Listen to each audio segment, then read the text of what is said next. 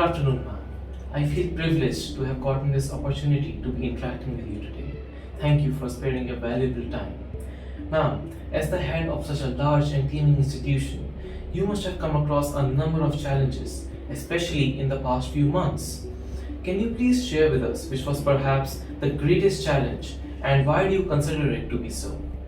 Thank you, Arush. I think it's a very valid question. It is a fact that the last year was the most unusual year. It was an unprecedented year when we saw so much emotional and physical turbulence caused by the pandemic. And the unusual year gave rise to unusual problems. And of course, the biggest challenge which I look back and feel was dealing with the changing mindset of the people. It was about suddenly ushering in the online classes, the kind of which nobody had ever prepared us for. And then initially I remember everybody took that, the pandemic is here for a shorter duration, it will end fast. And once it ends, once again the offline classes will begin soon. But it was only after it continued for months together that people realized that it is here to stay for quite some time, and the online classes and the examination system, which is totally revamped, needs to be taken very seriously. And of course, the young learners and their parents and all the stakeholders, including the management, including each one of us, the teachers, the teaching community, in fact, we all had to undergo a major change in our entire approach towards learning and the entire educational system. Absolutely, ma'am. Ma'am, do you feel that the current curriculum prepares the children fully for the needs of the 21st century? How is the National Education Policy 2020 going to redefine the new curriculum? Your question actually makes me think about the needs of the 21st century. The needs of the 21st century are perhaps very different from the time when we were growing up. The world was definitely more limited.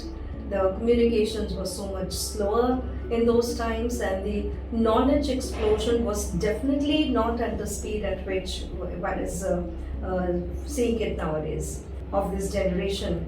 And if you ask me, I would definitely include the power of adjustability, adaptability, good communication skills, and being at peace with oneself, developing the emotional quotient and social quotient. And that means that you're not just limiting yourself to interacting with your Facebook friends or online communication. It has to be real communication with real people, and heart-to-heart communication which settles you as a person within.